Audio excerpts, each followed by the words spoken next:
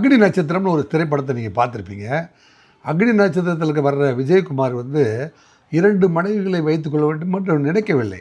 அந்த காலகட்டத்தில் நிறைய அவருடைய சூழ்நிலையில் வந்து அப்படி ஒரு சூழ்நிலையும் இப்படி ஒரு டாக்டர் கலைஞர் அவர்கள் 2 மனைவியை வந்து திருமணம் செய்து கொள்ள வேண்டும் என்று நினைக்கவில்லை.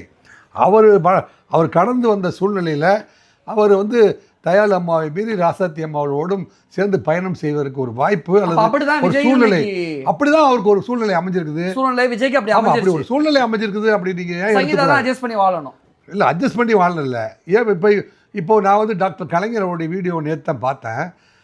தயாளு அம்மாவோட உட்காந்துருக்காரு. ரஜினிகாந்த் இந்த பக்கம் வந்திருக்காரு. ஏற்ற மாதிரி வந்து ராசாத்தி அம்மா உட்காந்துருக்காரு. மேடையிலேயே மைக்கில் வச்சு டிக்ளேர் பண்ணுறாரு டாக்டர் கலைஞர் அவர்கள். 81லேயே வந்து ராசாத்தி அம்மாவுக்கு எனக்கும் பழக்கம் இருந்துச்சு. ஊர் உலகத்துக்கே தெரியும், ஆனால் இந்த தயாளுக்கு தெரியாது.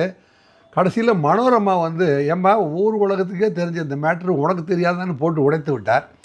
மனோரமா தான் வந்து காட்டி கொடுத்தாரு.